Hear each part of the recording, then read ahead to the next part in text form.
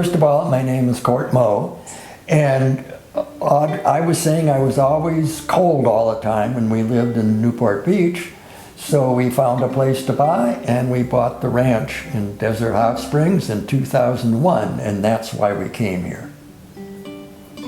Yes, and thank heavens we did. I wasn't focused on Desert Hot Springs at all. I was just 100% focused on the ranch. I didn't know what town it was in. I didn't care. We loved the ranch. So we focused on that. And then Audrey started walking around the place to write her book. And I was focused on the ranch. And eventually I had to start meeting people. And I ran into a number of people and sort of got involved in the city. And Audrey did the same and got involved in Cabot's. So that's kind of how we were introduced to the city. Yes, I did an exhibit at Cabot's on the second floor with Muffy Mendelsohn.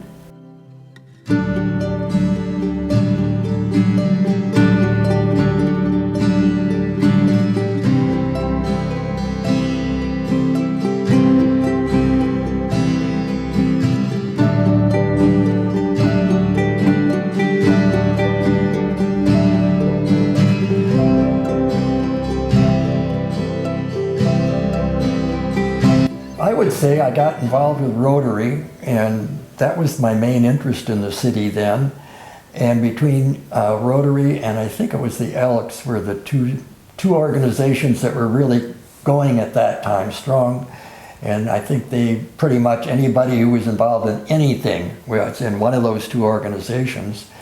And my job at the time was to go down to Mexico, and a group of us would go down there and work on it was an old ranch or something on the Gulf. I don't remember exactly, but our job was, no, it was on a river, a recreational river, and our job was to break up concrete. I remember Jack Webb and he would lift the concrete with a crowbar and I'd smash it with a sledgehammer to break up the concrete, and we'd carry it away because we were getting rid of old houses and stuff. It was there's lots of stuff that we did and so on over the course of years, but the net effect was our actions drew the attention of the president of Mexico, and he eventually took over that facility for the Mexican government. So we felt we really made an accomplishment with that. So that's one thing I remember.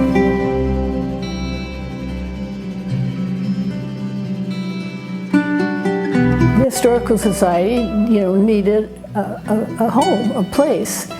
And the head of the water district happened to be somebody that I knew from other places, and so in talking with him, here was this building right next door, and it was totally empty. So he agreed to let us use the bottom rooms, the two bottom rooms for the Historical Society, and that really was a huge step. Because once we had a place, then we could really start doing things. Well, the thing that I remember very vividly is that the Historical Society had rented storage space in the building across town, and the day that we emptied that storage space, somebody lent us a truck. We loaded that truck up, you can't believe it. It had sides on it, but we loaded it way up over the sides and then tied ropes across from one side to the other so things wouldn't fall off. And I drove that truck across town with all these things in it because I was the only one who knew how to drive a stick shift. Everyone else was had it automatic and wasn't able to drive it. And so anyway, I fulfilled the purpose there with my being able to drive a stick shift, which I, of course, learned on the farm, early days. And we spent every Friday morning there. I almost can't remember, working on things, filing, planning, et cetera, et cetera, et cetera. Yeah, and I remember they answered a lot of requests because people would ask for, do you have some pictures of D-Bar H Ranch, or do you have some pictures of this stuff? And they would always dig through and find them.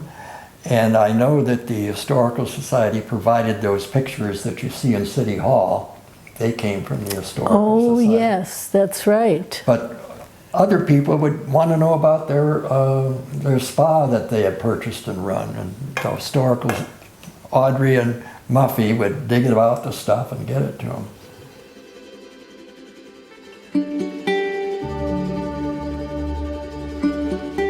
Well, it really is the first building in this area. That's pretty important, I think. It was pretty iffy because when we went to buy it, there was another man there, and he was going to buy it, and he was going to add a bathroom and then rent it out. Well, that would have been a real tragedy, I think. So fortunately, by the skin of our teeth, we were able to purchase it instead. And then that's how everything began, because once we had the Rock House, then we could start doing a lot of other things, because we had storage space here, and the Rock House has such a history anyway. I mean, first house in the area, so that was it. Well, the Rock House is the one that we both worked on. When we first got the house, Richard Cromwell and I interviewed a number of contractors, and we settled on Shane. I forget his last name, I'm embarrassed.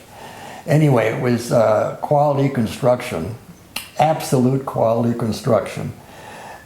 And they were perfect to work with, and he did an outstanding job. And I think it was once every week for almost a couple of years, it seems like, Richard Cromwell, Audrey, and Shane would meet at our house at the ranch. And we would plan the next thing that had to be done and handle the financing of that and so on with the contractor. And we did this, as I say, for a number of years. And Audrey was in charge of making sure that we did it right, you know, with the architecture or the style or whatever to preserve this place. And then mechanical stuff Richard and I would handle. I know that Richard was the one who insisted that we get this kind of air conditioning where the unit was outside so it wouldn't interfere with anything inside. He wanted to do it first class. Things like the windows, which you don't realize, but all these windows in here are of an unusual size, and yet they all had to be double paned. Can you imagine the problem of taking ordinary glass windows, taking them out, making them double pane, and putting them back to make it look like nothing had happened? And that's the kind of stuff that Shane had to do for this place. The goal was to have the city take it over like they operate Cabot's. But they said there's no way the city can afford to renovate this place. So they will not take it over until all capital improvements are finished. Once the capital improvements are finished, the city could take it over and maintain it. So that was our goal. And we had problems because it being an old building, you can imagine the problems that we would have with not safe for fire, this or that. And so we had to work through all the different codes in order to get it open. And during this time, Marge Snell worked hard to get it named as a historical site, a county historical site, which she eventually was successful in accomplishing. And that made it easier for the city to approve things because the Historical Society designation allowed certain things to be, you didn't have to fix them. And I guess that's kind of the main thing. And so because COVID hit in about that time, right after we purchased it, COVID came. So that complicated things a lot. So the city finally gave us the operating permit. In other words, we could open it up to use by the Historical Society. The problem was we had to get this ADA bathroom built till late, so that was the mad rush that really, anyway, we got it done barely in time to open on the 2024. We finally, it was in January, I think, the city finally gave us the permit and we had a formal opening with the mayor and everybody here. And anyway, so that was kind of, everything was fine.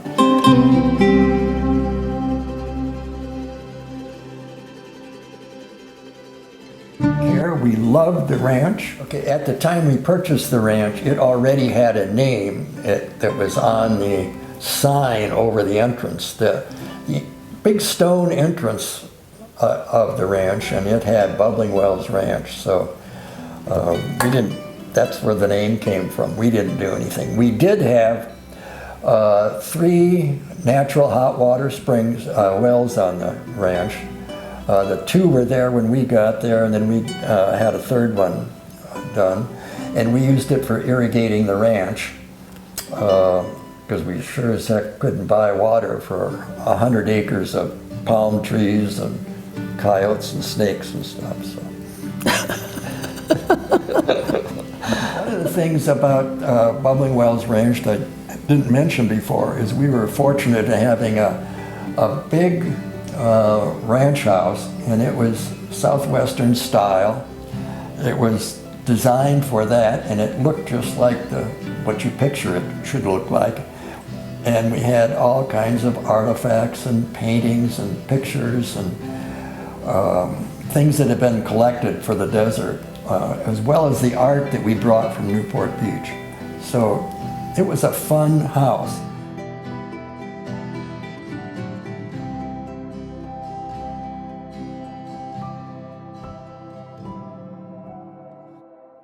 When we first moved here, we were looking for somebody to be kind of the ranch manager, because I was busy with other things and Audrey, and so anyway, our daughter and her husband, who lived in Texas at the time, they announced that they were willing to come here, and so they moved, and there were a couple of other properties on a couple of other buildings on the property. So they moved into one of the facilities that we had.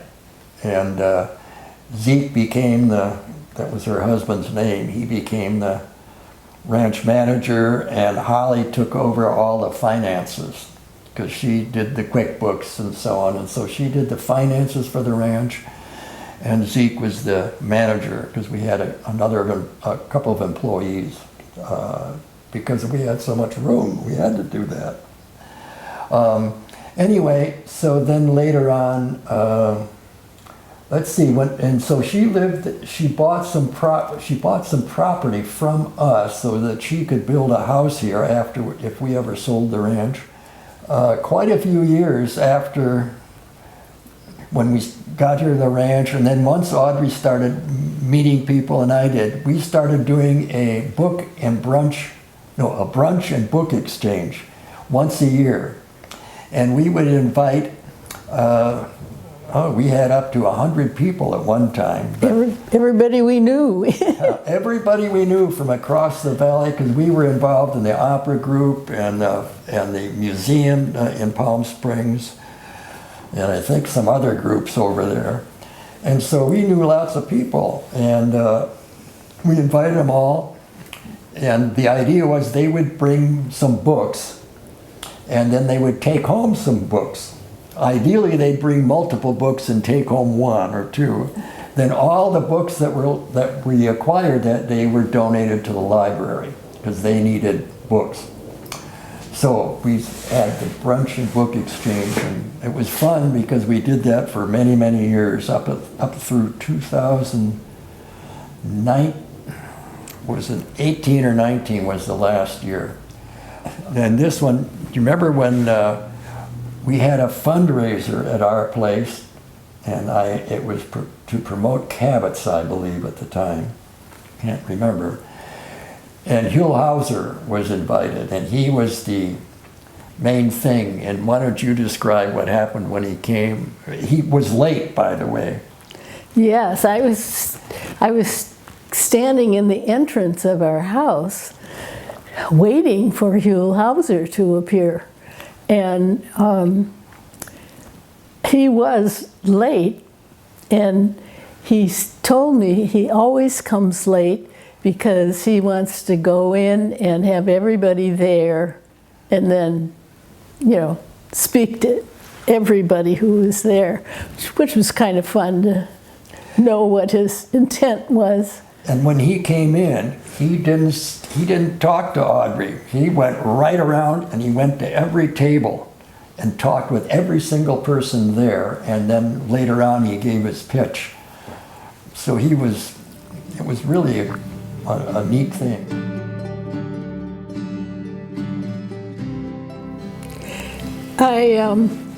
When I wrote this book, I used a quote.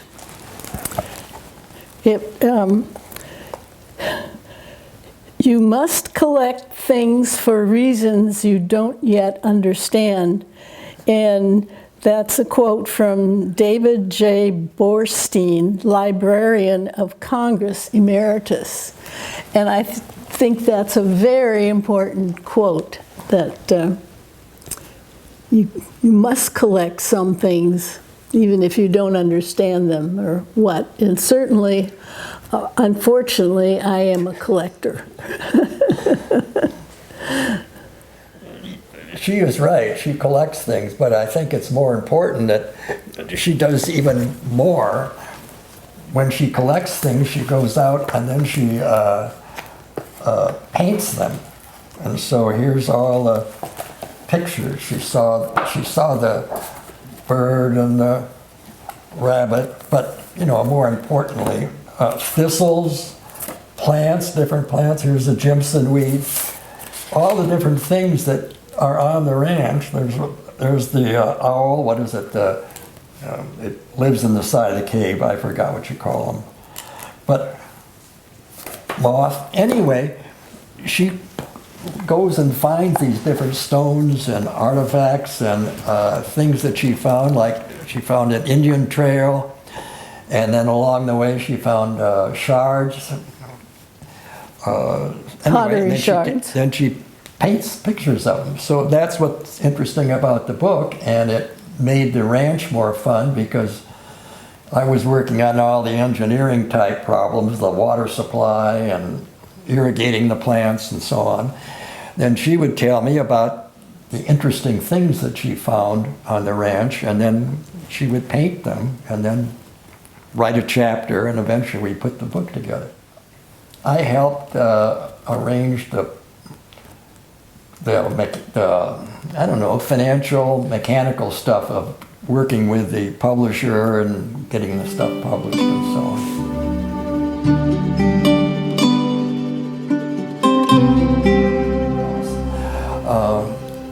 But the whole ranch as we got older, the whole ranch became somewhat of a burden. So for all the work that it took. So we sold that in 2000, actually in 2000, I think it was 2019 on December 31st, an hour before midnight, I think it closed. And then we moved to Mission Lakes Country Club, and we have a nice small home that's easy to maintain now. She was the one who did the best job of negotiating the sale of the ranch at the price that we liked. So anyway, and then subsequently moved away, of course. She now lives in Mexico.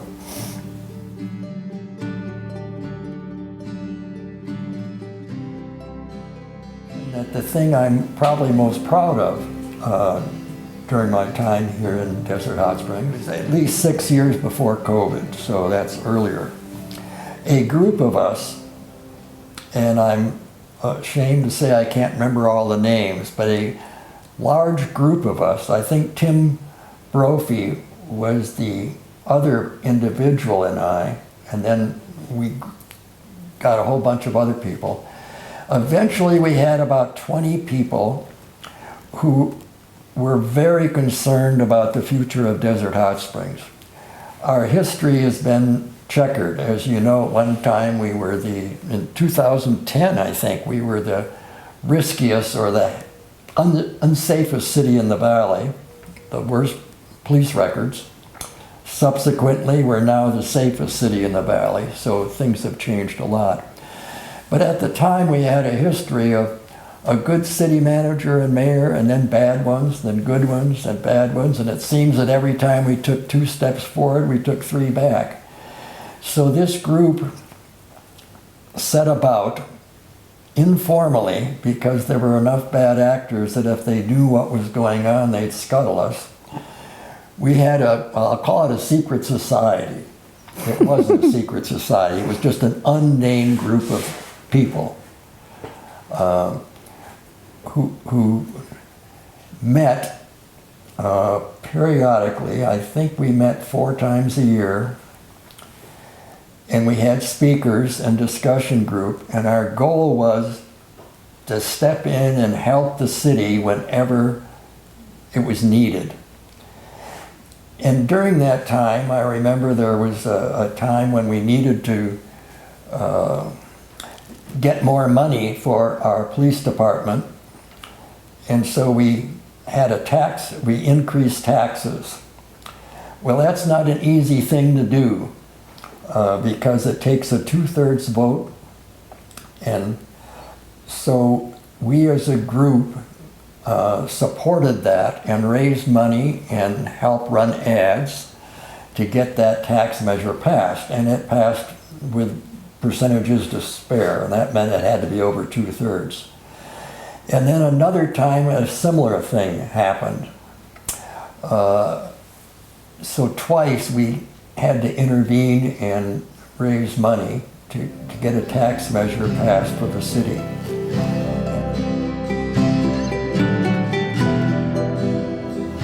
And then the final time that I remember, and this time we didn't succeed, but at Walmart was going to open a large store here in Desert Hot Springs.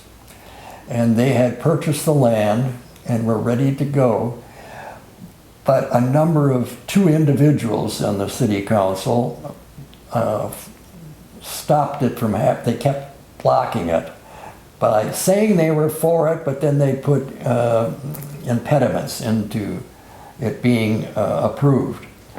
So to overcome that, a group of us, again, the same group, talked to Walmart, and they helped us put together a petition, which somebody on the city had to sign, and I signed on behalf of a concerned citizen. That's what it took. And then Walmart raised the money, or donated the money, to go out and get all the signatures they needed to get it on the ballot. And this was forced the city council to accept, to give the permit to Walmart. So once we had all the signatures and put it on the ballot, the city council just caved and said, okay, it's okay, we can have Walmart come. It was about a month before that, and we had learned that we were the next Walmart to open. And then about a month before they were going to start, Walmart had the major decision. They were stopping all new construction. I'm sorry, this was Amazon. Was it Amazon? It was Walmart. I can't remember which. No, it was Walmart, excuse me. And they came to the decision that they were going to no longer open any superstores. And they did a hiatus for what? It's only been recently, and then they started opening smaller stores. So they've never opened another superstore since that time. But if we'd been a little bit faster, like by about 2 or 3 months, we would have had a Walmart here, a big one. The whole thing ended with, we didn't get the Walmart, and they didn't even bring the small Walmart. I still believe they own the property, so they could do it, but they've never done anything. And then about that, a little bit later after that, the COVID problem hit and our group disbanded. I think we would have formed again, but the city council has been so good lately, and our city management and so on has been so worthwhile that those of us who are still interested, I guess, just decided we would start the organization again if we had to, but we haven't seen the need, and I'm too old to do it again anyway, so it would have to be somebody else.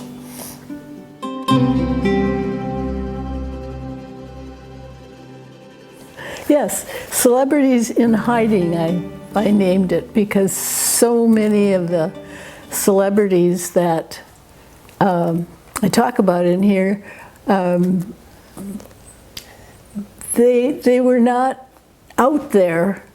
They were kind of specialized things that they were doing or that I was associated knowing about. One of the things you didn't mention is that they said that they didn't want to be known, which they would have been if they would have gone to Palm Springs. They wanted to be quiet. That's why they came here, and that's why they're called Celebrities in Hiding. One of them was Paul Gregory, and he lived here in Desert Hot Springs, and he is the producer, he's the one who